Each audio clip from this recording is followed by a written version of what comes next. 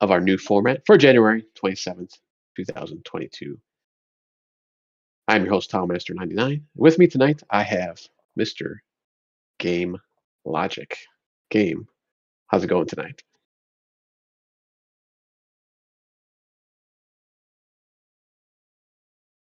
Oh, no. Actually, they can't hear me either because I had you muted when you started. It's no worries. I'd love to hear it a second time. That's fine. I'll refine it this time. All right. I can start anytime. Okay. Welcome, everybody, to the Enough to Keep Going podcast.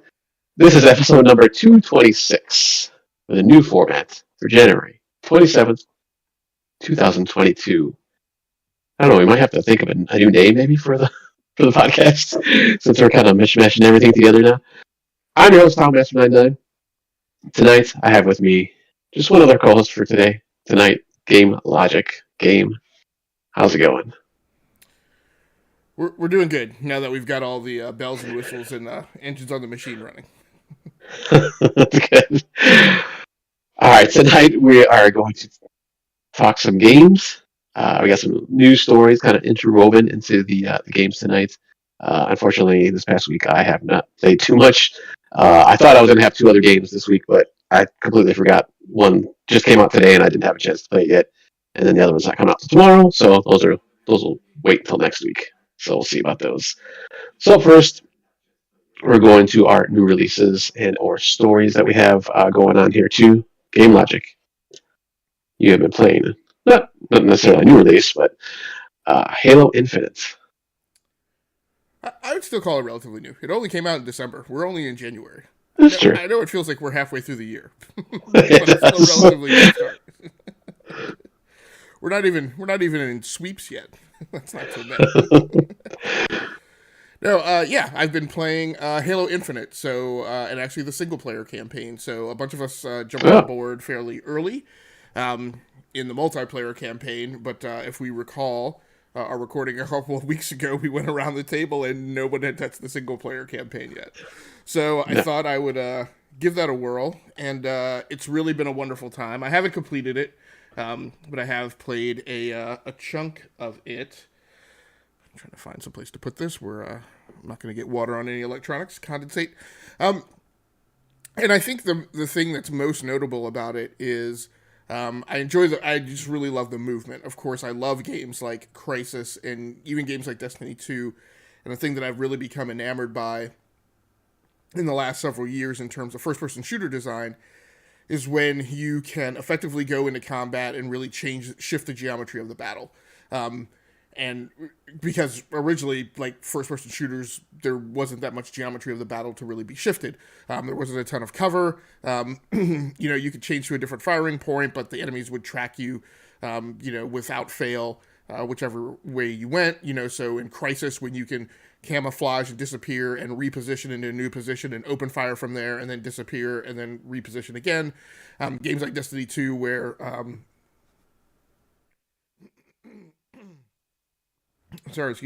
where you can where your jumps and you have a lot of elevation and you do actually have a lot of cover to kind of bamboozle enemies both of those types of games have provided a lot of fluidity. Amazing Spider-Man, games like that. And Halo is kind of in that same vein. The grappling hook, as a lot of other people have advertised up until this point, just really shifts the battle when you can grapple someone and pull yourself in close to them and hit them. Melee is a lot more effective this time around. I think a lot of us suffer from revisionist history when we think about Halo and the stark differences between the Halo design and the Destiny 2 design. In the Destiny 2 design where melee is actually really, really, really effective. And a lot of times as a Titan, like, because I'm getting low on ammo or it's hard to switch weapons, like I just stop bothering with weapons at all. And I just go to almost entirely melee until I can attrite the enemy forces down sufficiently and then go in, and switch back to my weapons. In Halo, if you play the Halo games again in recent history, you will be reminded that melee was not very effective, and that we kind of have this concept of Master Chief as this, big burly, Arnold Schwarzenegger type, and really, except against like the little tiny grunts, like your melee really isn't that effective. And you can get Yeah. yourself into a lot of trouble if you get in an enemy's face, because it takes more than one punch to take them down. Often, as many as three, and a lot of bad things can happen in between punches one, two, and three. So having that grappling hook and then getting the level ups on the grappling hook where then you can electrify enemies when you hit them. The original Halo games are incredibly stingy with grenades. And so in this game, in the single player campaign, there's a lot of other explosive material, scattered around throughout the level, and you can pick those up and hit larger enemies. So it gets closer to Destiny 2, where you feel like more powerful as you're going against and combating enemies. And even like the first couple of I'm sorry, go ahead. Just a quick question. So do you always have the grappling hook, or do you like pick it up and then you always have it? As far Uh, as you've played? Yeah, no, you always have it. You have it at the very Okay. beginning. I mean, as soon as you get like your first initial round of weapons. I even think though, I want to say when I first entered the space station, you had the grappling hook. Maybe even the grappling hook and a battle rifle. I think. Um, So I know that's different from the multiplayer. I think it's like a pickup in most of the modes, I believe, if I remember correctly. Because I don't think you always have it. right. Um, and again, it just changes how you traverse the level. I mean, look, lots of people disliked Halo 5. I actually enjoyed Halo 5. I was fine with it. I liked the level design in Halo 5 in that there was a lot more verticality to it. And it was a lot less of you just running straight and level through a given board and actually like clambering up to a higher perch and being able to fire down on enemies. And the grappling hook just takes that and multiplies it like times 99. You can get up to higher places. You can quickly reposition. That's the big thing, right? Is that when you're getting in trouble, you could like I mentioned in Destiny 2, you can quickly change the geometry of the battle, and suddenly where you are is not where you were, and the enemy that you were fighting takes a second to like figure things back out, and in that time you gain kind of an initiative bound advantage, if you think of it kind of in Dungeons and Dragons terms, where you have a few seconds to do something effective, that again can shift the direction that the battle's heading in. So it's just really enjoyable. I do like the open world aspects of it so far. It is very much like a Far Cry or an Assassin's Creed, where you get a map board of stuff and you can go decide what order you want to do it in. Right now on the and I played. Yeah, I did mark it down. I was like, what system did I play this on? I did play it on the Xbox Series S, and I'm just playing it kind of. I don't know what game I would say I'm playing it like, but basically I'm starting at the north end of the map and working my way down, and I like don't care what the sequence of the campaign is, and I'm like, that'll work itself all out. But I've taken down like a number of FOBs already, probably more than the typical player who comes in trying to do the campaign would have done by now.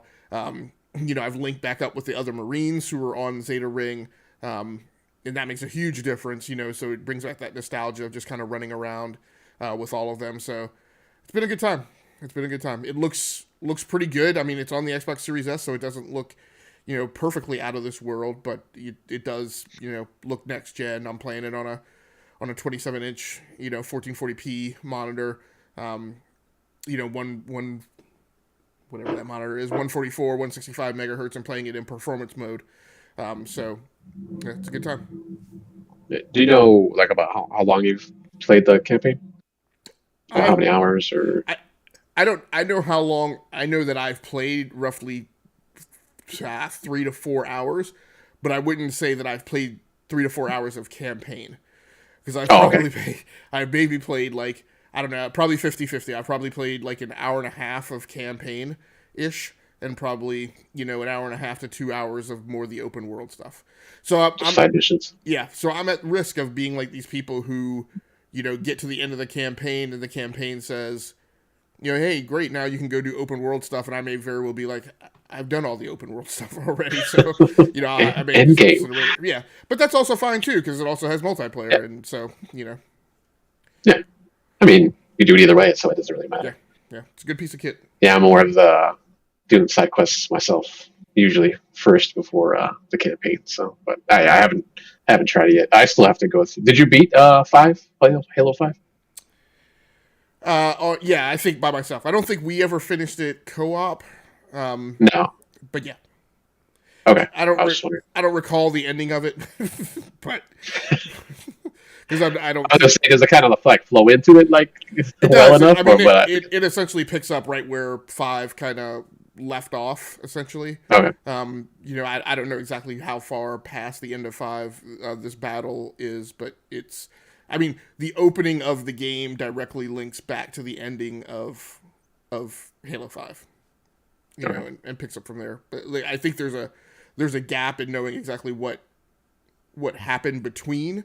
But yeah, it's a continuation of that same story. I mean they make reference. I'm trying to think if this is a spoiler. They make reference to things and people that you saw in Halo 5. So it's Okay. that That was totally my yeah. that was my next question. If they kind of like call back Oh to yeah, the previous. yeah. It's very near in continuity. I mean, again, I'm not great on continuity and lore, but Right. it's not like it's they didn't do a what do I call it in television? They didn't I forget what it is. They didn't do a leap ahead. It's not like they were like, oh, this happened and now it's like 10, 25 years later or something like that. Yeah. It's Okay. like right on the heels of 5. Master Chief was dormant for a few years. Well, All right. I mean I really don't even know how dormant it was because it opened the opening scene is him in another fight. So theoretically, Yeah. Halo 5 got wrapped up and he's right back on mission. Yeah. I would Right. I would So, say without spoiler, I would say much more has been going on. I mean, if Halo 5 showed you what was going on in the UNSC camp, this opens up right, which is I mean Halo 5 is mostly about like the UNSC kind of fighting each other, right? Um, yeah. this this kind of opens up picking up the tail in what your enemies were doing while you were off right fighting Cortana. During your Civil War, Yeah. so to speak. Which is interesting because I mean I know they kept saying like this is kind of like a soft reboot, so I was like, well, I mean, does that mean like they're just gonna like not even reference it, or they're just kind of hey, this happened, and then they kind of just brush it off. So it's kind of nice they're sprinkling stuff throughout, so you kind of know. It's nice. All right, so for the campaign, we got a story here on the multiplayer though. On the season 2 battle pass coming up, I believe. Yeah, because season 1's still going on. Yeah, so of course I haven't because I've been playing the single player campaign. I haven't stuck my head in much back into multiplayer, but I guess this is kind of one of the big drops that people were waiting for is the ability to earn credits in season 2 battle pass. Of course, the problem right with Halo, Halo in my opinion suffers from comparison overload. Right, like everybody who grouses about it is doing it based on comparing it to Fortnite or comparing it to Call of Duty, and I'm kind of like, guys, every first person PvP shooter with battle passes like doesn't have to be the exact same structure and format. But what Yeah, people have complained about is that you pay for the battle pass and then you can't earn any of that money back. And of course we know if you want to play it that way, like you can play a season of Fortnite and earn all the quan you need to buy the next season battle pass, right? And I think Call of Duty you can get pretty close, if not also. yeah, yeah. I think it's yeah. Okay. I think you can if Yeah. you go through it. Yeah. Right. So if you go through it and don't spend any coin along the way, Well, yeah. so everybody kind of put Halo underneath that same microscope, and so now they're finally allowing you to earn credits. Now I don't know. Did you catch in here if they said you would be able to earn back all of the money you'd spent on the battle pass? I don't think it's It said doesn't say that. specifically. Yeah. Yeah, I was reading it before, but I didn't see anything about that. I'm assuming probably, but All right. So I mean, yeah, it just says you earn credits, so I didn't say yeah. how much. And they did say they're reducing prices across the store, in the Yeah, microtransactions. just for like the weekly and daily stuff. Yeah. Right. Um, some other side notes they mention in this is that they're going to take any challenges that require big team battle. So basically, you're not going to be stuck having to complete challenges because you have to play like a specific mode, which helps. Like it's always a gamble, right? Like I appreciate what Destiny 2 does a lot of the times in that it makes challenges and bounties and quests and things that force you to play modes that you otherwise wouldn't have touched. Like I never would have bothered touching Gambit, but there was a challenge and a bounty associated with it. So finally, I tried it out, and I was like, oh, this is actually like a really awesome mode. Mhm. Admittedly, it's great when you're playing with friends. It's not so much when you're playing with randos. But I appreciate the fact that they made me kind of traverse and graze by it, right? So I didn't just completely ignore it. So I do appreciate that. But, in Call of Duty, sometimes it can get a little grindy, when it's like, you've completed a bunch of daily challenges and the only challenges left are for you to do like something with sniper, right? Or play on some map that you don't like, or play Yeah. some mode, that you don't like, which is fine. So they're going to remove that, and that'll be helpful. I think the thing that's interesting is, the other story that has recently come out is, I think it was a leak that that there might potentially be a Warzone 2 next year. And everybody got up in arms because they're assuming that nothing will transfer over from Warzone. And first of all, I'm like, okay, I don't know that that's a bad assumption, but then it just caused me to think. I'm like, when you play a multiplayer game, I'm like, how long do you expect that multiplayer game to last? Like, every game's not going to be World of Warcraft. Every game's not going to be EVE Online. Games are going to eventually end. And I get it. I mean, I feel like on the publisher side, what they owe is they owe giving everybody at least a year, 12 months heads up, right? That the new version's going to come out and you're not going to be able to carry stuff over. We had this with Destiny and Destiny 2, right? You weren't able to carry stuff over from Destiny other than like basically one set of cosmetics. But I'm just kind of like, I mean, you buy games and they end, right? Even when they're multiplayer and online, right? We talked a few weeks ago, I think on this podcast, maybe it was on another podcast I was on, but I was like, look, every time we get a new Nintendo generation, Nintendo stinking tells us to go back to the store and rebuy all the stuff we bought the last generation. None of that eShop stuff carries over, and we complain not one iota, right? We just buy it over again. So, It happened for decades. right. So it'll be interesting to see how Halo approaches the store and handles it. I wonder if we're chasing the dream of Anthem here. I think 343 has the chance to pull it off. But things like that, like, that customers get rankly about, it'll be interesting to see how they handle. Yeah, and they mentioned that the big team battle matchmaking problems. Do you know exactly what that issue is that they're having? Is it just like The only thing I picked up from this article was it sounded like, I mean, besides the challenge stuff? right. It just sounded like there was a glitch, or like a what I think of as kind of optimistic locking on a database. It's like, there were, you had to complete challenges, but you weren't able to get match made into big team battle, right? So to complete a challenge, you had to play big team battle, but you couldn't get into a big team battle match because something maybe was broken with matchmaking. I'm not sure. Oh, okay. Yeah, because I've seen that other places too, but like they never went into details. It's like, well, what's the issue exactly? Like, I don't understand. Yeah.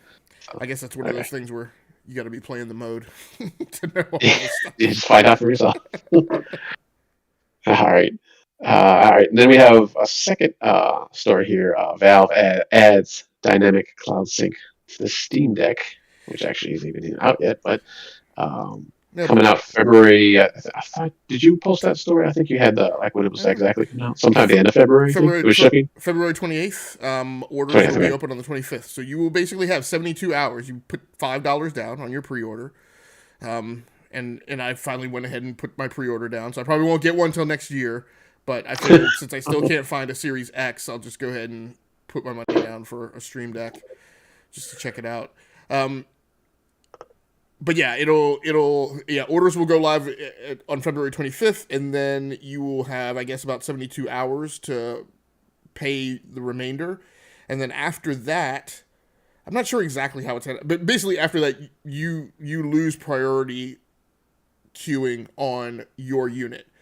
Now, I guess it starts to roll to the people next in wave, but like how that's arbitrated, I don't know. Like, you know, if the next person that like doesn't open up to the next 10 people, if the next person doesn't buy it, like, can you still get back in? Like, so I don't know. It sounds like it has the potential to get messy.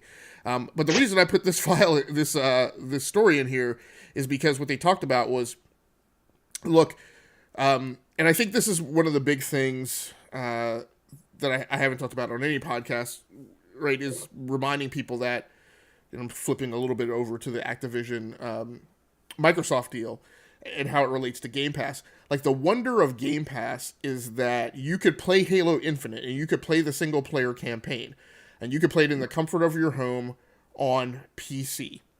And then if somebody comes along in your household and is using the PC one day, you can switch over and play it on your Xbox, and you pick up the exact same game save and move on. And then you get on the road, right? And you can play it on a gaming laptop that you take along with you.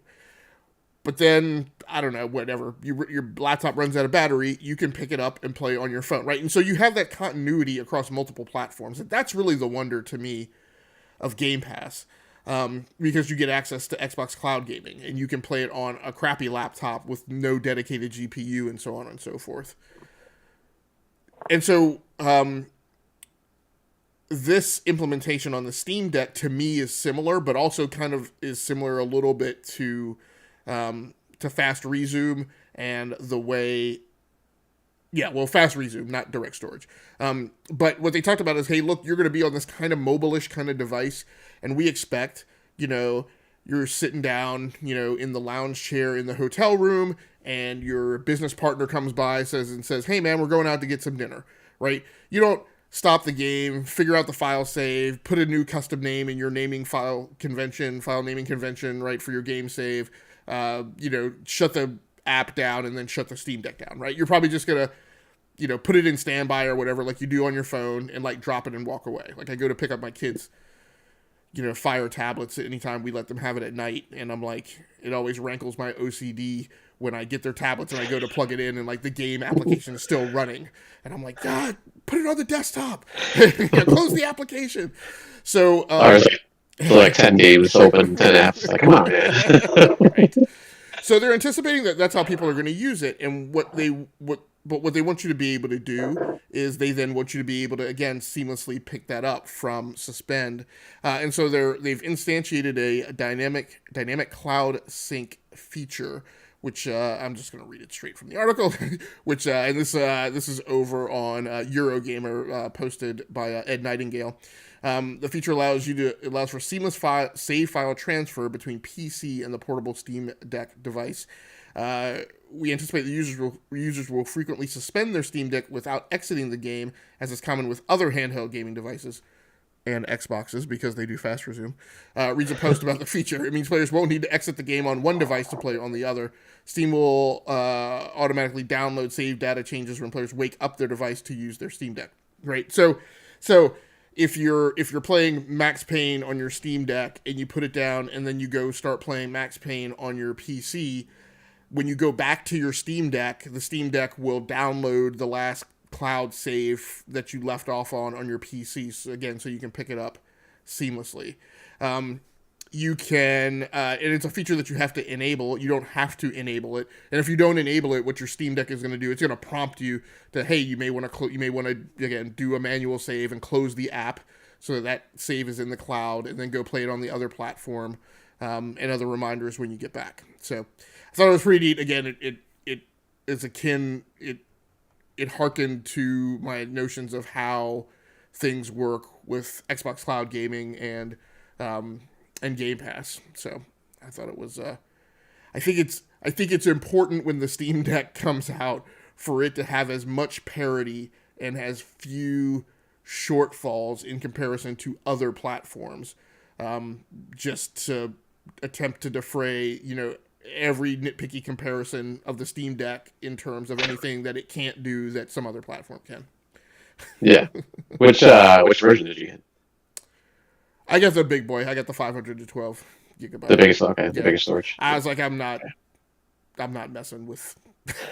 you I can't remember. Does it have expandable storage? Like, can you put an SD card in or something? it does. Reading it, I'm not sure exactly what they're doing. It sounded to me like the M2280 drive, the NVMe SSD, is in a compartment that you can slide open, and so you can Oh. replace that drive.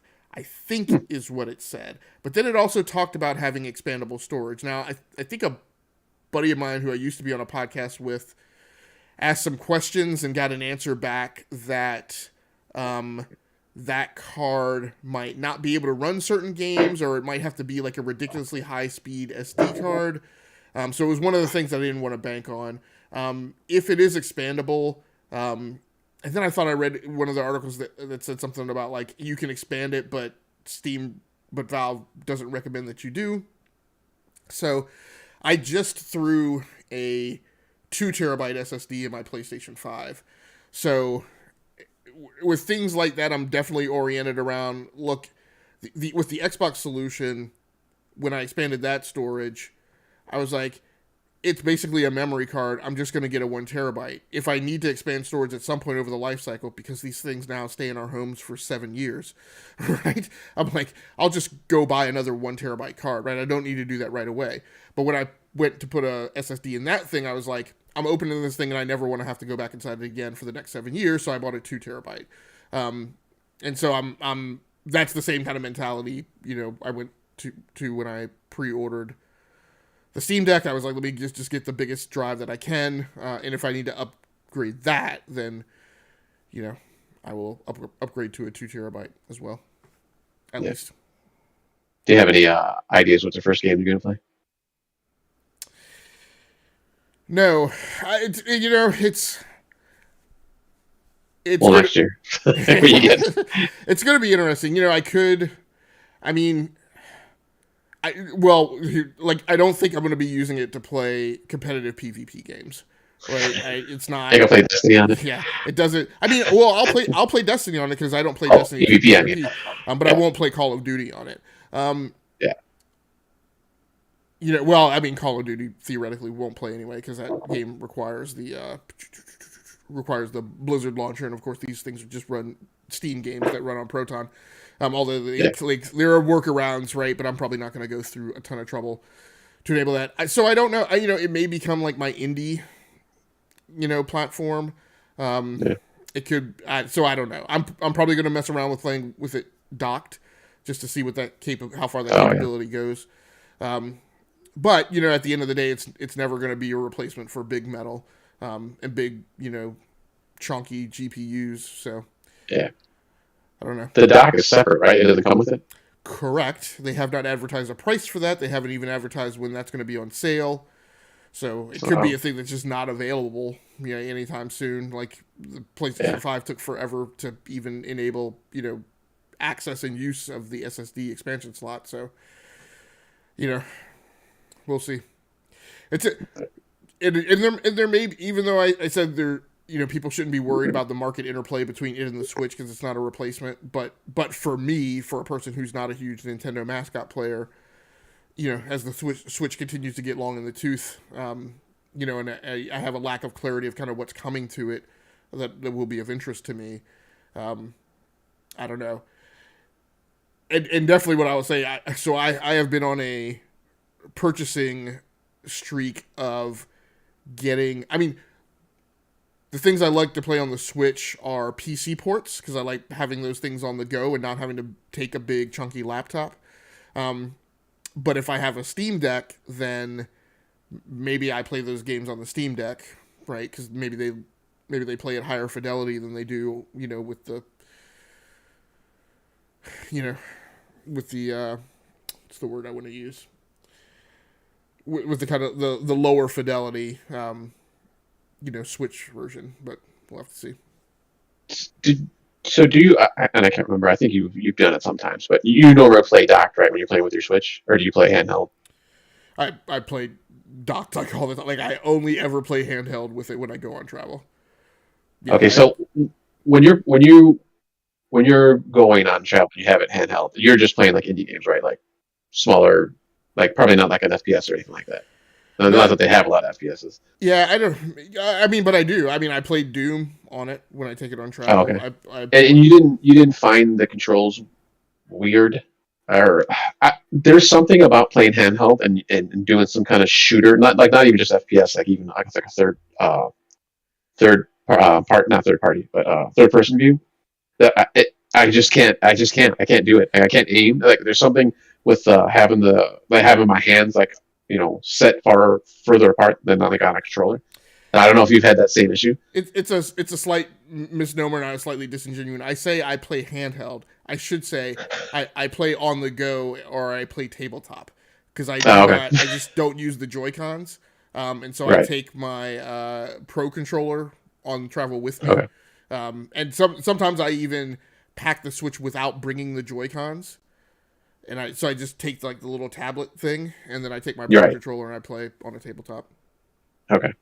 I was just Which wondering how that was because I want to see how that works. Like when you're playing with the Steam Deck, see if that yeah, same issue arises for some. I mean, maybe some highly people. I mean, obviously some people have a problem. Like my son can play Fortnite. Like I mean, he's like super better than me just on the Switch, and I'm on like an Xbox or something. But the controls are good for him. But it's just something about that distance that throws me off for some reason. highly likely that with the Steam Deck I will do the exact same thing, and I will pack an Xbox controller, which you have to play by wire or unless you use a dongle. I think PlayStation controllers work over Bluetooth. Um, I also have a gosh, what's the name of the? I also have a, I guess I think Steel Series I guess I makes. didn't know that either. That you can't pair controllers or connect the controller to it. Well, I mean, The Steam Deck. I'm just saying that you can. I mean, I'm just saying that Okay. the Xbox controller, unless you have, I think unless you have a dongle, the Xbox controller. Well, I guess no. Later Xbox controllers should connect over Bluetooth. I'm Yeah. thinking about my desktops, which don't natively have Bluetooth in them. So yeah, so if you have Bluetooth controllers, you should be able to use an Xbox controller or a PlayStation controller, just like you connect them to your iPad Okay. or a Pro controller for that matter. So yeah, Yeah. I will probably not play with those goofy winglet controls. I'll probably play with a native console type controller. All right. All right. So I did mention I haven't played a lot this past week, but I did play one new game that just came out recently, and that is a Yu-Gi-Oh! Master Duel. And this came out for everything, all the consoles, PC. It's free to play, but I actually played on the Switch. So this is the regular Yu-Gi-Oh! Card battling game that it's been around for years, and obviously they've had numerous cartoons and stuff about it. And this is just like a straight up card battle. Like there's some, I don't even say animation. There's just like some like kind of like the pictures of the characters sometimes pop up, and that's about it. Like you don't really get like too much interaction with like the actual characters on the cards and stuff like that. Which I think eventually that might kind of just wear me down a little bit because I like to see something like happening. But excuse me. But uh, I was playing this last weekend.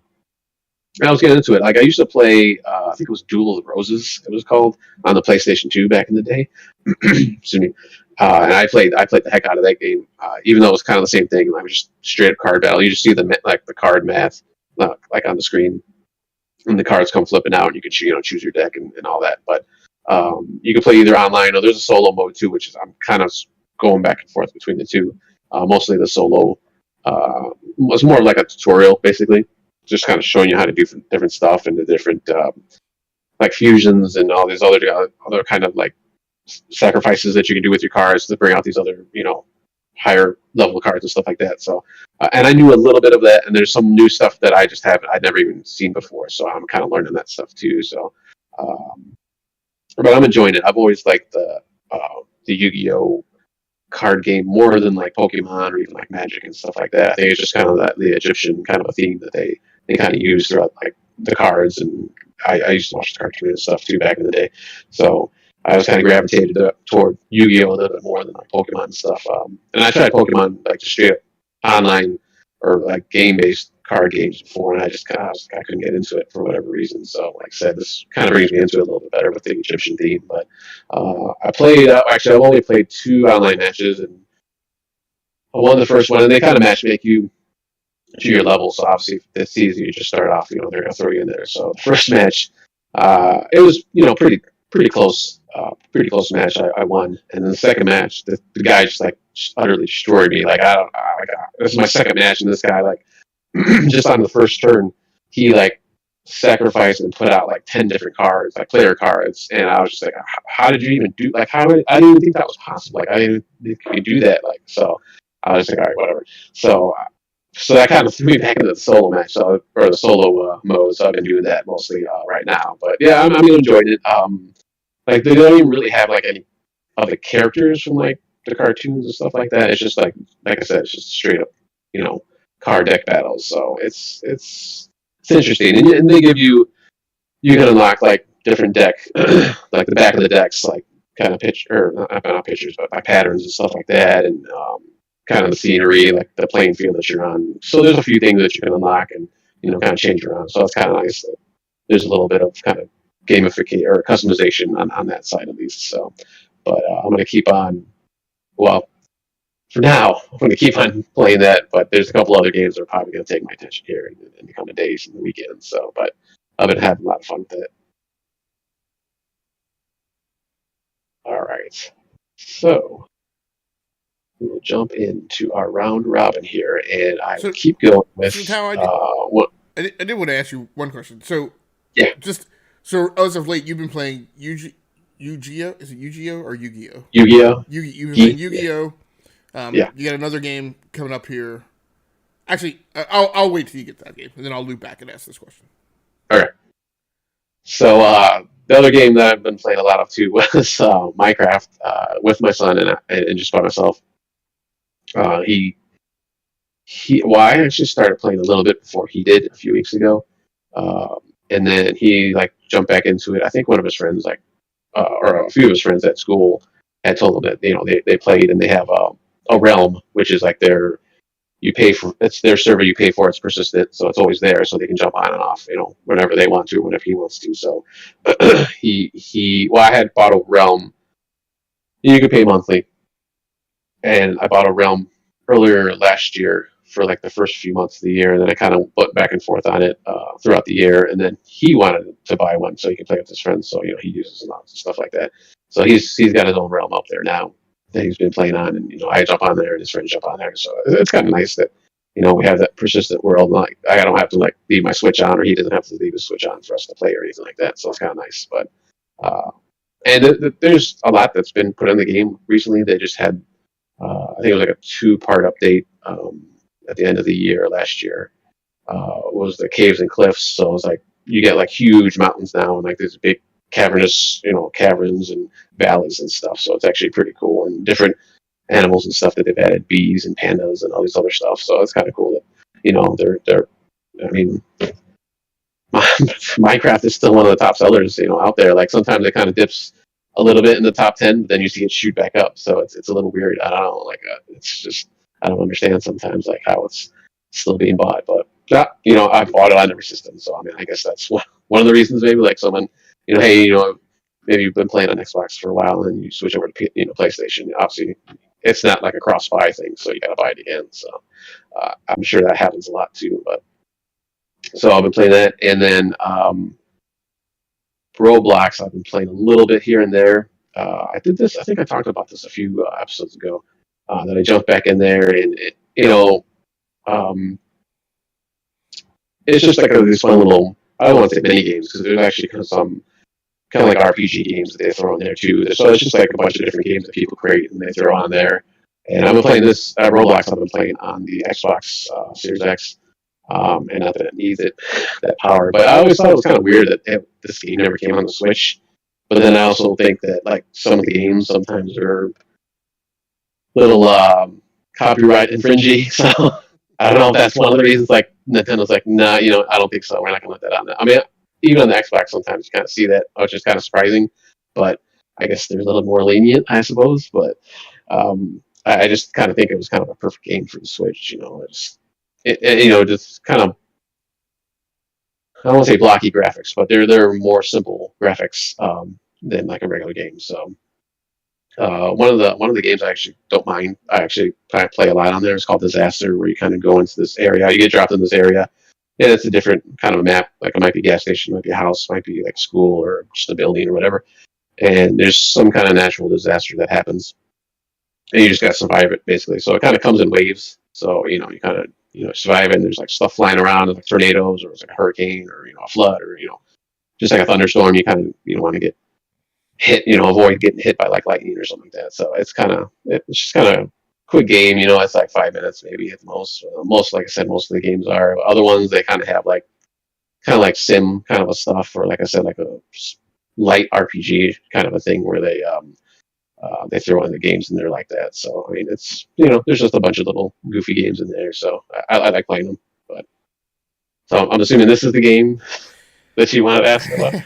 Well, so I really wanted to ask about kind of all three and just kind of like your Yeah. current gaming motif. So you've been playing Yu-Gi-Oh, Roblox, Minecraft, and last week you were playing Pokemon. So these are games that I would kind of put all kind of in the same kind of similar artistic styles and some kind of modalities. Um, is there any one of them that ranks out more? Not only I'm curious, is there one that ranks out as best to you? But I'm actually even more curious about, I've been going through a lot of like trying to judge kind of stick to itiveness, like what games are not only fun but offer a lot of. I've talked a lot about persistent progression, but maybe I'll even simplify it down as replayability, right? That offer tons of different missions and side missions, like. I talked a lot about how the Division 2 was just always this thing of like you go into the game and you make like a little script of like activities you're going to do, and there's always something right for you to do that mixes it up and changes the variety each night. So which one do you like best, and then which one has the stick to itiveness that you think keeps you more immersed? I would have to say, like unanimously, it would be Minecraft, and I mean, not only can you, I mean, a lot of people don't like Minecraft because it's so I don't want to say open. I guess kind of open. Like you can just do whatever you want basically in there. You can, if you want to go out exploring, which is mostly what I do because I can't really build anything. You can build also. There is a kind of a story or end game that you can do going toward the Ender Dragon. And you have to do a bunch of different things before you can even get to that part. And, if you're playing by yourself, I mean, I think that'd be kind of hard, at least for me. But just because there's a lot of resources you have to get, and you can enchant stuff. And obviously, there's customization in there, which is one of the big things I like. Not only of like the buildings that you build, but you can like customize your character now. And actually, one thing they put in there, which I didn't realize lately, is actually you can before just like a straight skin you threw on. So it's like you pick like they have like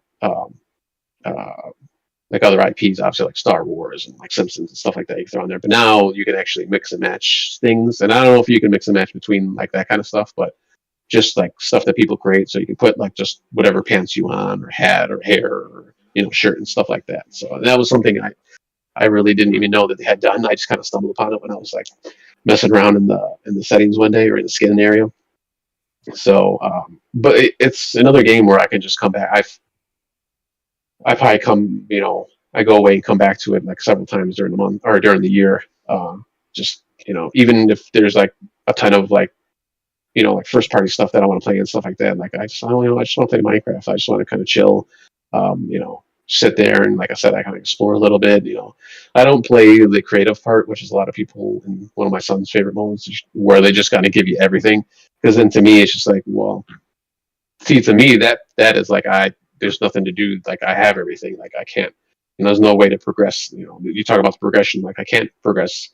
How I want to because I have everything. Like it's no point. Like which was kind of like how when Mario Kart Deluxe, Mario Kart 8 Deluxe came out, and it was kind of just open. Like people kind of complained, like, well, it's kind of nothing to do because everything's kind of open already. Like all the carts were already unlocked, and all the different like parachutes and all the the customization stuff. So, but I just do the survival mode, and I just put on normal or medium setting, and just kind of just chill that way. Still difficult because at night you're still fighting the different enemies and stuff like that if you're not careful. So you got to prepare yourself. Do you feel that you play it in that and that the game is like an MMO for you? Yeah, I guess I never thought of it like that before, but yeah, I guess I could see that aspect of it. Why I like it that much. I have no further questions, Your Honor. Call your next witness. Well, speaking of Your Honor, so we do have a story about Roblox here. Right on. So Yeah, you just killed it on segues. That's it for the night, folks. We have no more need. That's the one. There will be no more segues. hey, DB has taught me well. So I got this, or actually, I think you put the story up there. Or someone put the story up there from Eurogamer.net. That the U.S. court permanently bans a Roblox YouTuber accused of staff harassment and terrorist threats. And he ultimately will have to pay $150,000 in damages. So this is coming from a California court, excuse me, where the Roblox Corporation basically sued or took legal action against our YouTuber, Benjamin Robert Simon, known as Ruben Sim on YouTube. So basically, he's being accused of leading a cyber mob against the platform and using malice, fraud, and oppression to commit unlawful acts intended to injure Roblox and its users. So he's basically being, accused of like harassment, sexual or otherwise. Just throwing out racial slurs and stuff like that. Trying to just profanity, just all these other things that he's doing, obviously, that you're not supposed to do on this platform and most platforms, really. So initially, I think what was it like $1.8 million that they wanted for or 1.6 in damages, but I guess the court settled on 150,000 eventually. And so basically, he's banned obviously from playing Roblox, from being anywhere near any of the offices or facilities or the people. Obviously, doing any kind of content or publishing any kind of content from Roblox. He has to take down all the stuff he has down there now or up on his channel now. As part of the agreement. I shouldn't say the agreement. The sentence, I guess you can call it. The courts settled on. So, I mean, this guy he must have really been on these guys. I mean, in the article, they're just saying yeah, he was always just I don't know why. I mean, obviously he's I'm assuming a famous Roblox YouTuber or pretty up there, but and I guess he just went down this weird I don't know, negative attitude toward them for they never really said why he did it. At least not in this article. It's just something like he's just started to do, I suppose. But I don't know. It's just weird that you would even do that. Obviously, when it's something you're creating content on, I mean, you'd have to figure eventually, especially if you're doing harassment stuff and making threats or, like I said, doing the cyber mob stuff. I don't know what he was thinking by doing all this. So I don't know what your thoughts on it on this one. I put it interested me not for that individual, because that individual obviously, I mean, I not to say anything overly negative. They sound like they need help. I hope they get it. And I hope that this court decision allows them to focus their energies on more productive activities and find paths to get the help that they need. I think the thing that was most interesting about it was, we have this problem online as it is. We have problems with fans, not only with very much so with games, but also with things like movies and comic books. And we always have fans who take things too far and take things too seriously, and the death threats and things like that. What I liked about this and why it caught my interest was this was a legal entity taking action for someone who pushed things too far as a fan. And quite frankly, I hope more of it continues. I hope it's more regularly supported. I hope it makes it easier to bring cases like this before the court to get them adjudicated, right? Because eventually one of these things is going to get out of hand, right? And real damage is going to be done. And I hope that this becomes more and more a deterrent against, that type of behavior. Yeah, I mean, you always hear about, and I think this, well, that's probably obviously more on the streaming side, uh, not just necessarily YouTube, but other services, but like what do they call it? When like they send like the SWAT team to like another person's house or whatever like that. I mean that like gets like super serious. Like you got the actual authorities like coming in and they obviously have real guns and all this other equipment that they can use that can really hurt or possibly even kill somebody. So I just don't get it. But I mean, yeah, like you said, I hope these people kind of like figure out like, hey, this is serious. Like we should stop this and just try to like make our content and just be happy with it. So Well, and it's behavior that's very analogous to, unfortunately, some of the like big murders of celebrities that have happened in our time of fans who get overly obsessive and actually take action on it, right? Or, um, things of that nature. So again, I'm hoping that this kind of puts a damper on things like that. yeah, definitely. All right, so let's go a little bit more upbeat here. Like a game logic, you've also been playing something on the PC. It looks like here, Forza Horizon 5. Yeah, as of late, I've been playing a lot of Microsoft-oriented games, and been indulging in a lot of simulations. And one of the things I should have mentioned is Halo 5. I have been playing with mouse and keyboard when I was playing that single player campaign. Um, and Oh, so so you're doing that on the Xbox on the Series Xbox, X or S? yeah, yeah. Okay. And that was a really great experience because it just offers a ton more, a lot more accuracy, particularly with the grappling hook. Traversing around the level. So that was a pretty neat experience. And in a similar vein, not only did I play Forza Horizon 5, but I finally broke out my Thrustmaster T300 RS Gran Turismo edition. So it's kind of funny to be playing Forza with a Gran Turismo edition steering wheel. Um, but I bought that thing last year and it just sat like on a shelf. Because every time I went to play a racing game, I was like, am I gonna break it out now? No, I'll just wait. So I finally put it to good use. It's an amazing experience, and it creates a couple of different problems. In that I don't know that I'll ever be able to go back to a lesser steering wheel. This was one of kind of my like gamer life goals for a while. There's a series of Thrustmaster wheels.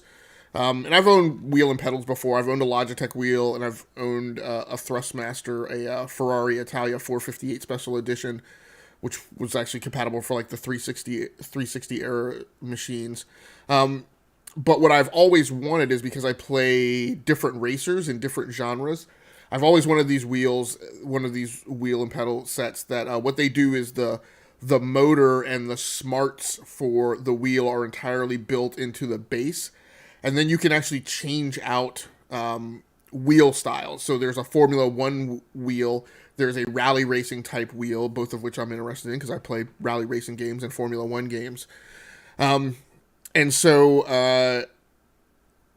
this was finally my chance to bought it last year and finally put it to use. Thing requires power. So it has a 120 volt AC plug that goes to it. It's not only powered by USB, which harkens back to like the early 2000s in the days of like Sidewinder and the original Logitech Wing Commander, Wingman style joysticks that had such force feedback in them that you had to plug it up. And like that Logitech joystick would actually like sit on my desk like it was a big heavy thing, and it would like you would actually have to fight it. So in Space Sims back then, I would actually like turn the force feedback off. And this is in similar vein, like when the wheels lose traction, like the wheel just free spin, like you just feel like there's no feedback input on the wheel. And by the same token, there are times that the wheel, that the servo motors drive the wheel kind of out of your control, and I'm trying to figure out. It's an immersive experience, but it's you're not driving, right? So there's still like a disconnection between like what you're feeling and your mind trying to interpret what you're seeing on the screen. And that's just a problem and learning curve I'm trying to contend with. But there are times like when you get that resistance in the wheel and the thing you need to do is hold on to it and kind of force it to go the direction you want it to go. But then there are times when the wheel fights you and you just need to let it go. So it's picking and choosing and learning that. But the other thing I will say remarkably is that Forza 5 to me has always been, I won't call it an arcadey racer, but it's definitely more arcadey than like the Forza Motorsport series, even though they're built on the same engine. It's this activity based, kind of Too Fast, Too Furious kind of game that isn't quite on the end of the spectrum as the Need for Speed games, but it's similar. But man, playing it with that wheel, it makes it a sim. And it makes it like it's the most acute mix of super serious racing combined with super fun racing I think that I've ever experienced. So I'm obviously looking forward to playing more games with the T300 RS. But really amazing experience.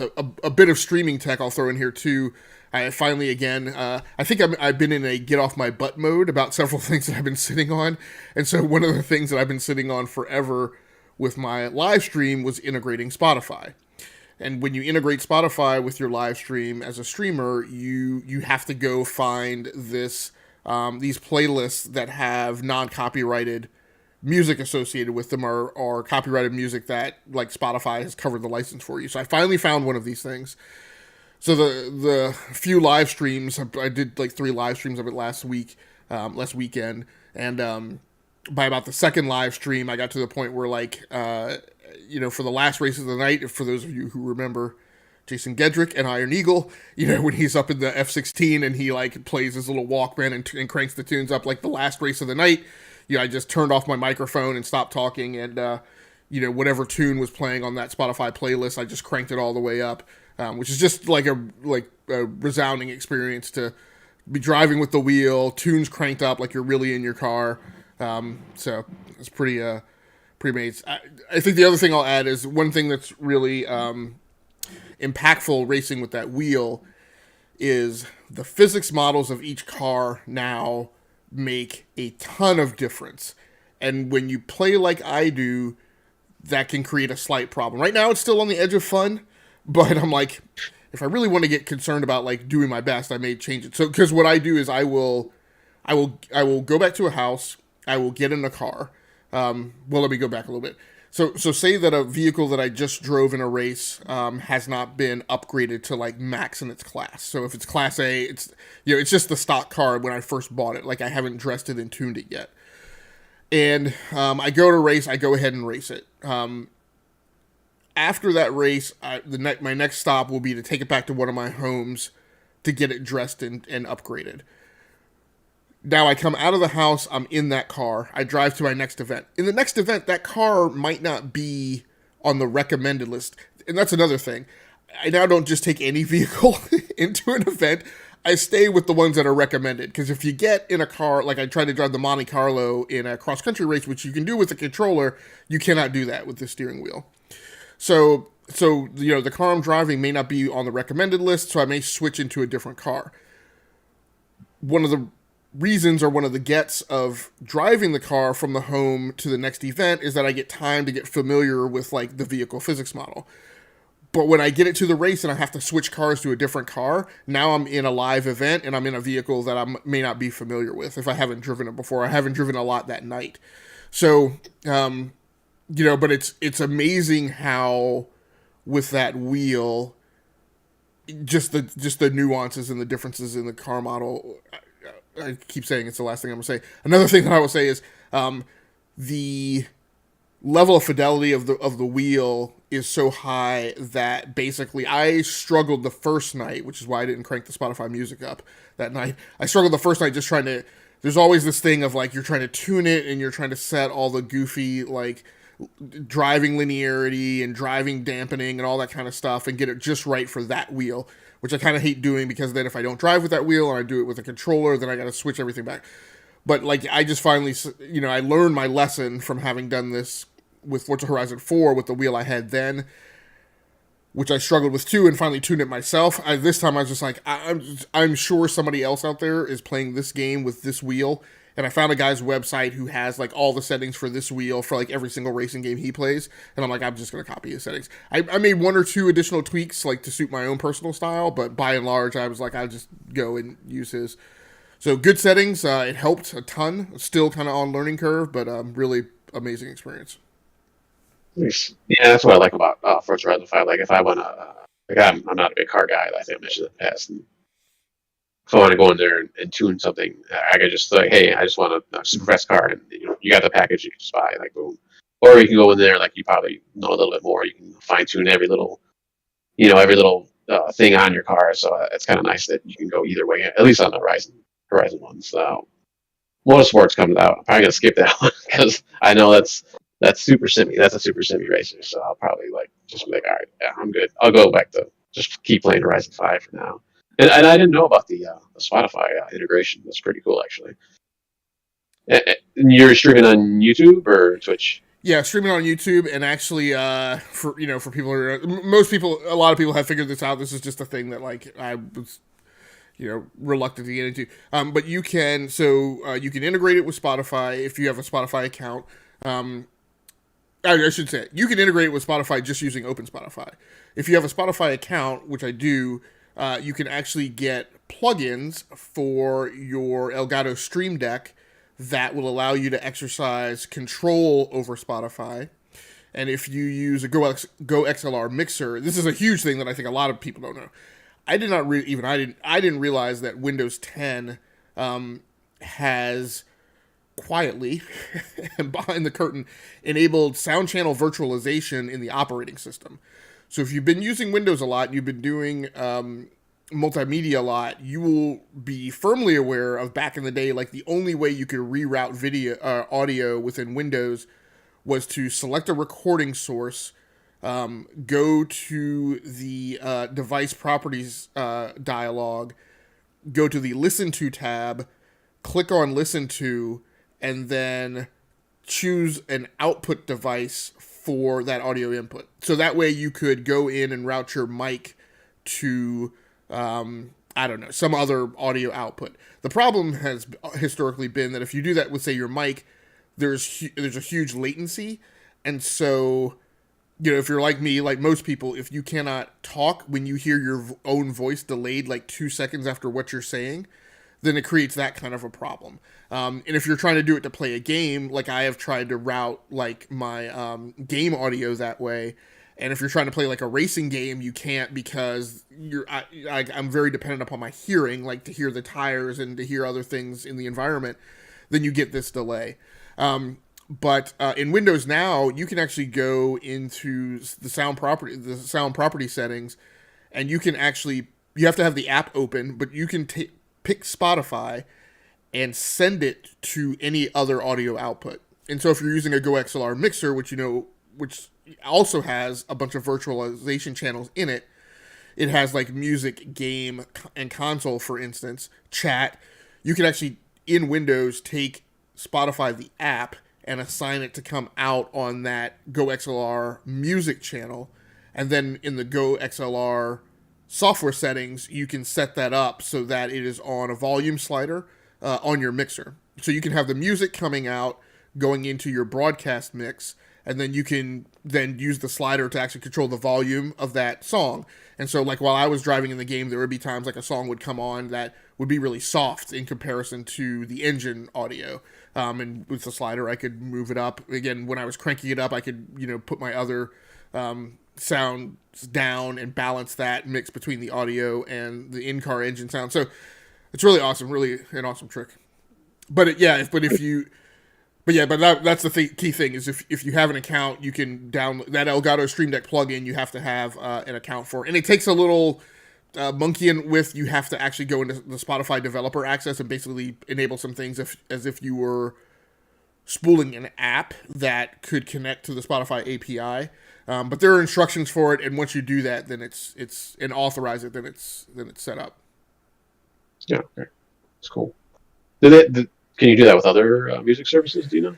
I have not been into the store and dug around to find those plugins, but I would guess that you could do that. I mean, Amazon Music had a plugin directly through Twitch, where Makes sense. anybody who's logged into their Amazon account could like hear the Amazon music.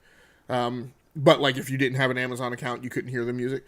Yeah. So I would think that those are also in the Elgato store. I would hope. Okay. Cool. All right. And then you also had a news story here to go along. Well, no, to go along with racing, I guess. Not so much Horizon 5, but It connects because I may want to use this Gran Turismo edition deal to wheel to actually play Gran Turismo when it comes out. I think in early March. And so at the Taipei game show, which was actually last week, Gran Turismo 7 and Elden Ring were on display. This is actually the story telling us that they were going to be on the show. I didn't actually pull the story of what they actually showed at the show. I know there was some additional Elden Ring footage that everybody was pretty hype about. But, you know, the story here for me is that Gran Turismo 7 seems to actually finally be coming out on a predictable schedule. You know, and Polyphony has finally gotten around to releasing a new game, which I guess they haven't done since midway through the PlayStation 4 generation. So timely, because I've got the wheel, I've got the PlayStation 5 on the desk back here. It may create a scenario where I can hook up that wheel and pedals. Another great thing about this wheel and pedals is, again, wheel and pedal fans will know that one of the problems has always been like you never know that your wheel and pedals is going to carry over into the next console generation. So I always buy mine with the primary intent of using them on my PC. And then if they carry over or whatever, because I don't buy them in sync with the generations, then I just consider that lucky. This is one that came out for the PS3 and PS4, but actually has recently been certified to work with the PlayStation 5 also. And so nice. I'm hoping that Polyphony learned its lessons from Gran Turismo Sport. We actually get a good Gran Turismo, and it'll give me an opportunity to use that wheel and pedals, which is the best ones that I've ever owned, which with what may be the best Gran Turismo that's ever come out. The only problem I have to contend with is, as you see behind me, I have put my PlayStation 5 in the vertical mode. I don't know that I want the wheel and pedals. I mean, when I use the wheel and pedals on one of my PC desks, like the monitors are rattling all around. I was streaming and I was like, man, and I've got like lights that clamp onto the desk, and I was using one of my higher end cameras that also was on an Elgato multi-mount, and I was just like, let's see if one of these things like rattles itself off. But everything was good. I just had some harrowing moments of like the monitors going all wonky. So, but I don't know if I want to take those chances with my vertically mounted console.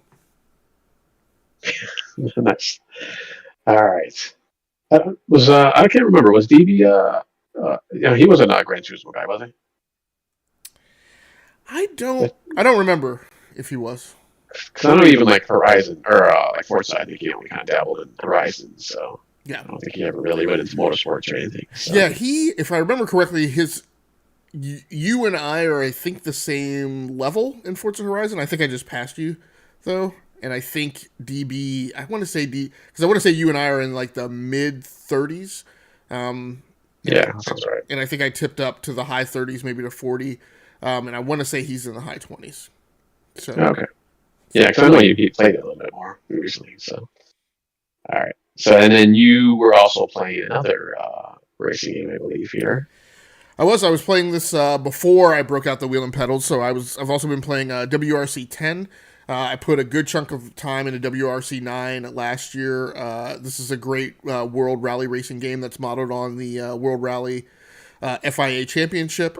Highly accurate, I think, in its depiction of various courses around the world. Incredibly challenging.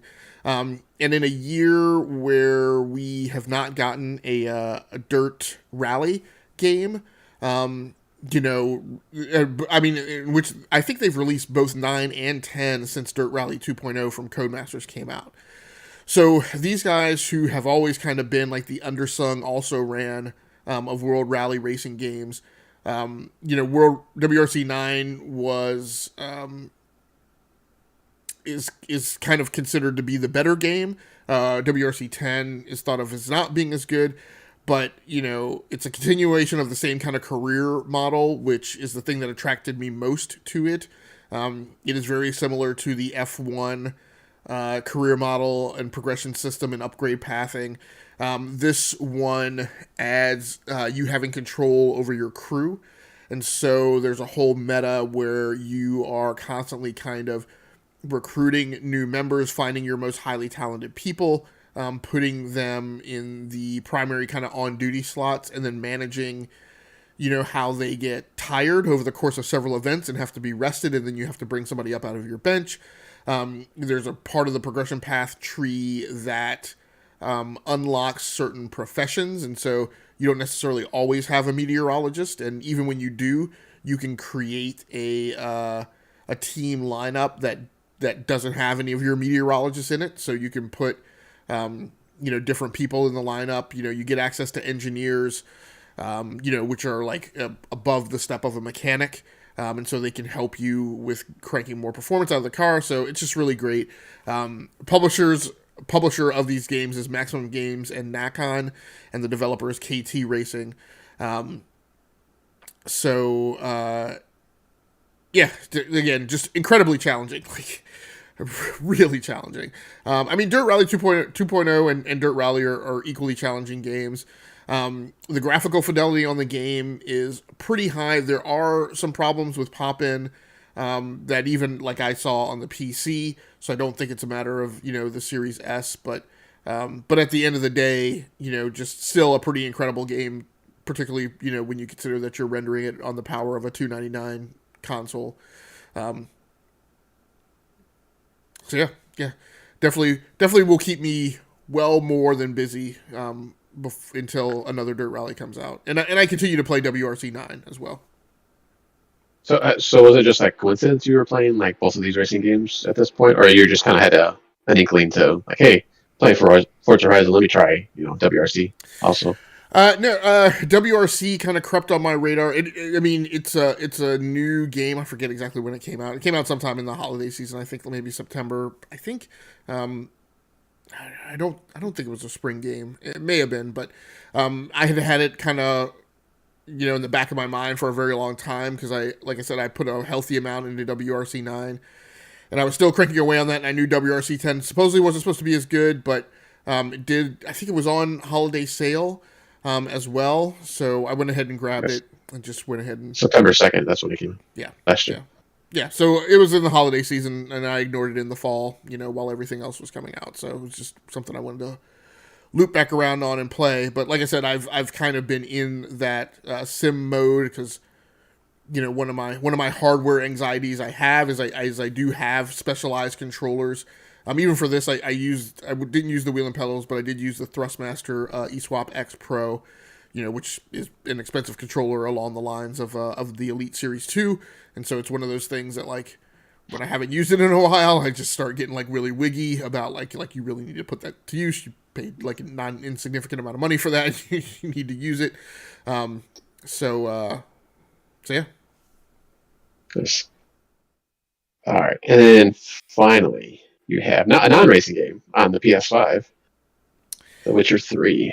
Yeah, so I've been playing The Witcher 3 pretty much everywhere. I've been playing on PC. I think I've been playing on the Xbox as well, but this time I played on the PlayStation 5. I'm trying to unlock like some of these areas where I've been stuck.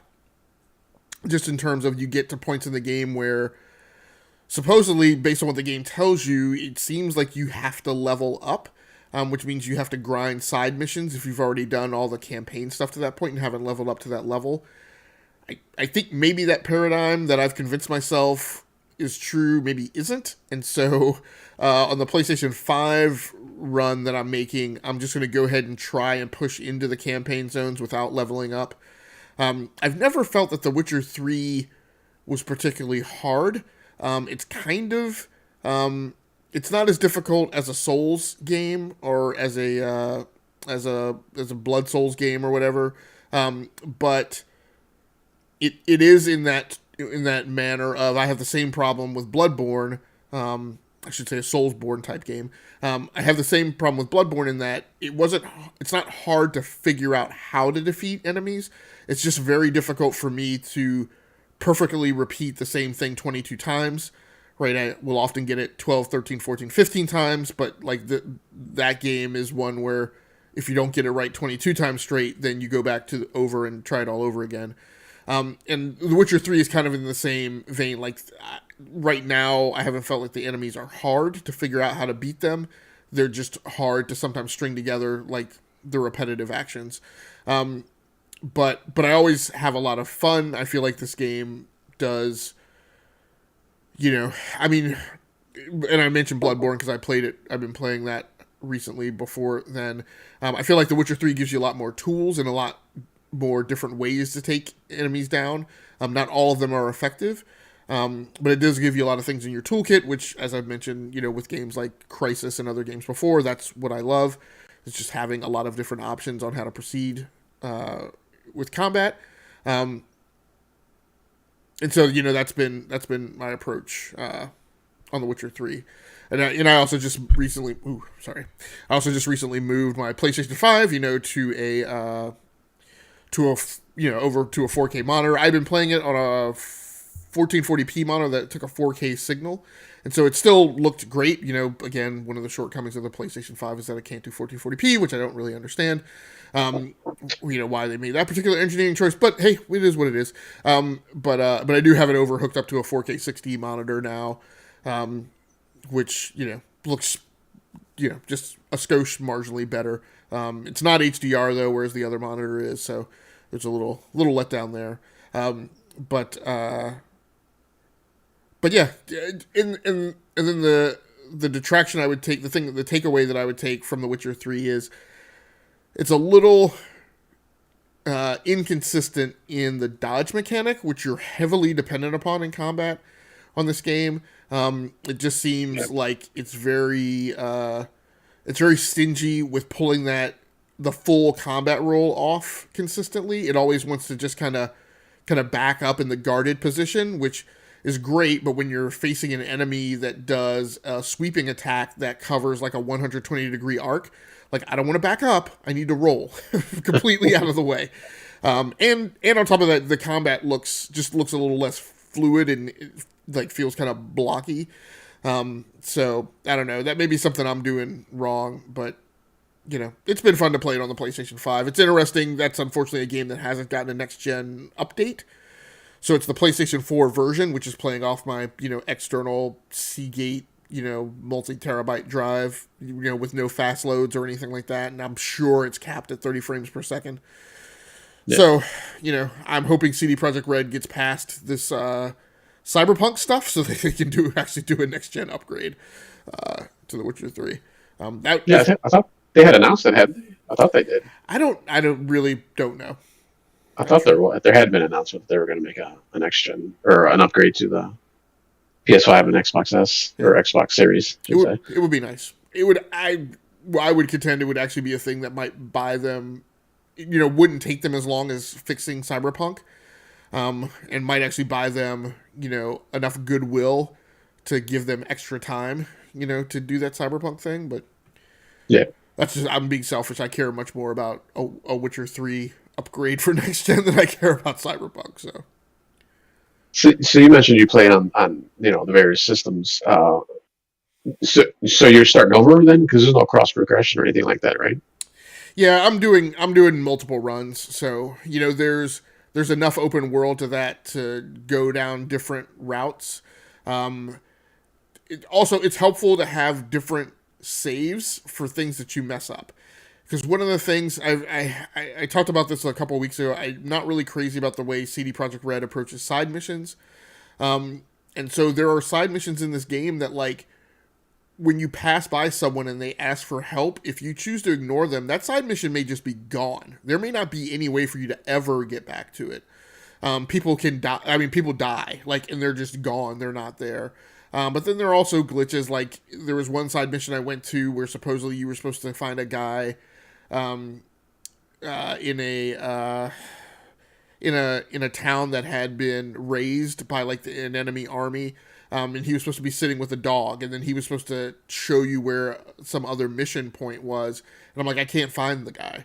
I've been all over that town and I can't find him. Now, again, that may be one where I missed some critical trigger event, so it's nice to have multiple runs where you can go by and like recover that mistake.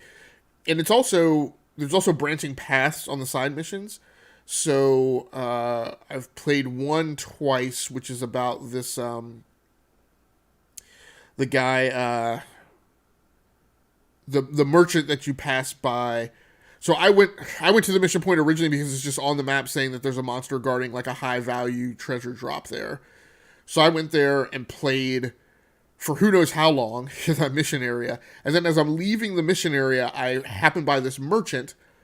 Now he's, because of geographically how I approached the mission area and left it, I actually don't see him until I'm leaving. He's actually the trigger point for the mission. So the mission was set up for you to enter from the other side. But he tells you that, he... that he had a stage with a bunch of high value treasure on it, and they were attacked by monsters, and the horse ran into the swamp, and he couldn't go after it because the monsters came out. Now, the first time I played that mission, I went in and found his box and gave it to him. The second time I played the mission, and spoilers, so if you're playing The Witcher 3 for some reason and you've, haven't made it as far as I have, which I would find hard to believe, please skip ahead like 5 minutes or whatever. But the second time I played the mission, first of all, I knew how to trigger it this time, so I didn't spend, an hour fighting monsters in the swamp for nothing. But this time I went in, I found different clues than I'd found the first time, and it turns out he had actually tried to kill the person who was actually trying to drive the stagecoach, and the horse had taken off and ran into the swamp, and then the stagecoach and the person were attacked by monsters. This person who had actually attacked them basically was then not able to go into the swamp and get his kill for the monsters. So as the Witcher, I found this out and challenged the guy and called him a liar. Turns out he gets on his horse and runs away. So I get on my horse and chase the guy like halfway across the map before I'm able to finally bring him down. Turns out he's a soldier for the enemy army that's in the area. So it's just funny that there's so many different facets to a lot of these side missions and different storylines and stuff. And you can go into one encounter and come out with one impression and do it a second time and have a completely different take on how that impacts the story and the environment and the world that you're in. So, It's a neat thing to be playing through in a couple different places because those variables are in there. Yeah, you can always get the different results. That's pretty cool. Yeah, I gotta get back to that. I played it on the Xbox. I just kind of fell off of it as usual, as with most things. So need to go back to it. So our final news story here that you have here is also about the PlayStation 5, letting you auto-upload your captures to mobile. Yeah, so I've run across this on a couple of occasions. I mean, it's still, maybe it'll be helpful to some people. But, both the Xbox and the PlayStation 5 suffer from some limitations in how they allow you to handle, content that, you can record it and capture it on your console, but getting it off of your console is a thing that's problematic. One of the things not super crazy about the PlayStation 5 is once you format a drive to store and play games from, it cannot also be used to write and store media on in game captures. So unless you're going to hook up a second drive, you can't do that. So this is at least one thing that... What's that? That's weird. I didn't know it was like that on the PlayStation. I believe that both the Xbox and PlayStation 5 are like that, that once you format something to run games off of, that is the only thing that drive can do.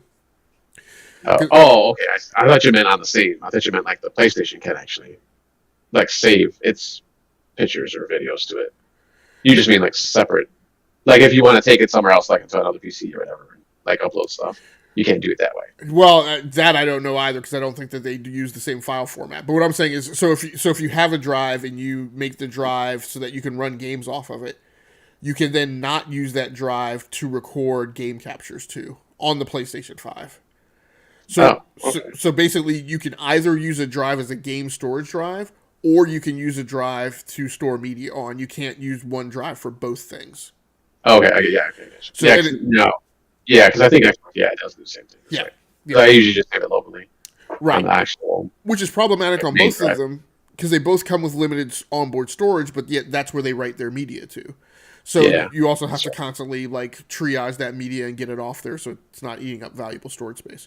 Yeah, So what this story lets us know is that now the Xbox already has this, but this will allow you to then upload your screen captures. It says to mobile, so I don't know if that's. I don't believe that's directly to your phone. It's to the PlayStation Mobile app, and then you can get it from the PlayStation Mobile app, which would be super helpful because then you can yeah, point that over to your Instagram or Twitter to do your upload. Now on the Xbox, and I'm pretty sure on the PlayStation 2, so you can share straight to the Twitter app. I think this is to help where what you can post on the Twitter app has size and duration limitations. So I think this allows you to get it up somewhere where your phone can get it. You can quickly do some quick editing and trimming on your phone, and then cross post it to a social media feed. So, this will be helpful. My big problem with this approach, and the reason I don't use it on the Xbox, is because when you download it and cross it and all that kind of stuff, you lose a little bit of graphical fidelity with each hop, and I mean the graphical fidelity that these things record in isn't that great anyway. So with the and you still kind of in some ways have a reusability problem. So I mean right now I like the Xbox solution again because they're Microsoft and they're a software company and they have tons of services, and when you record on the Xbox you can actually upload it to OneDrive, which then yeah, makes it available on all my PCs, all my mobile devices. Versus this, which uploads to the PlayStation app, which can only be used on your phone or a tablet. So it still creates a thing where if I go to a desktop or a PC, I don't know that I can pull the video down. But it's something, so that helps. I've been playing around with it, and I've found it much more useful. That for me, I've gone back and grabbed my. I have some capture cards that actually capture video in standalone mode, and they don't have to be hooked up to a PC. And so, and they record to like a micro SD card, and I've found that's pretty useful. Although at the end of the day, my big thing is if you're not recording via OBS and not able to like crank the bit rate up, then all these things like select their own bit rate, which is always so low that it doesn't make a. I mean, it creates a decent recording, but it doesn't really create a good one. yeah. So yeah, that's cool. Yeah, and I know like on the I think through the Xbox, I don't even know what it's called now. The Xbox app too. You can uh, view and download and do that same stuff on to your shares and screenshots. So that's kind of nice that you can do that now. PS5. All right. So lastly, I want to ask you about this one real quick. X-Plane 11. That's a flight simulation game, right? On the PC. Yeah, it is. And before, when Microsoft looked like they had abandoned the Microsoft Flight Simulator IP, X-Plane 11 kind of, it was kind of like the Container Wars. Like there were a bunch of flight sims that were all vying for supremacy, and this is the one that kind of came out as, the one that's favored by a lot of people. It's available on Steam. It kind of has the same framework as Digital Combat Simulator, where you get the base thing, and then you can just buy like tons of plugins for new airports and aircraft. Some of them are free, some of them are paid. The community doesn't have a very high opinion of some of the paid plugins because they are incredibly expensive. Like an aircraft that like the plugin is like $40. I think there are some open source things out there and some things that people post on forums that you can do instead. And so I think in that way, those tools are maybe more readily useful than the Microsoft Flight Simulator tools are, but I think the Microsoft Flight Simulator tools, there's a lot more of them as far as like content that people have created. So I'm just getting familiar with it, so I'll kind of play around with that eventually and see I'll also say there's a lot more already packed into Microsoft Flight Simulator, where it already has tons of different liveries that you can put on things, and you don't even have to get into the plugin space, but you have to get there pretty quickly in X-Plane 11 because it only has like the baseline stuff. But yeah, I've been playing this. This has been another opportunity for me to break out another controller. And so last year I had a Logitech G X52, which, if you're familiar with their products, obviously this comes from the old Sci-Tech lineage, but the X52 is kind of that blue and silver kind of space age looking joystick, flight control system, joystick and throttle, which I bought because I was playing a lot of space sims. It seemed like it had a problem. Maybe it didn't. It may have been the game World of Warplanes that I was playing, which I didn't find out till later. So I got rid of it. But I eventually bought an X52 Pro because at that point, the only other option would have been for me to buy a Thrustmaster Warthog, which is like a $500 joystick, and I've heard that those have problems too. So I've had a Logitech G X52 lying around for a while that I hadn't put to much use. So I was able to break it out and play X-Plane 11, which is a really great flight sim. Its scenery isn't as good as Microsoft Flight Simulator, but I will say from a flight training perspective, that is much better than the Microsoft one. And what I really love, I haven't played that much of X-Plane 11, but what I really love is it also grades each of your flight training scenarios. And so you can actually get metric, quantifiable feedback on whether you're doing well or not.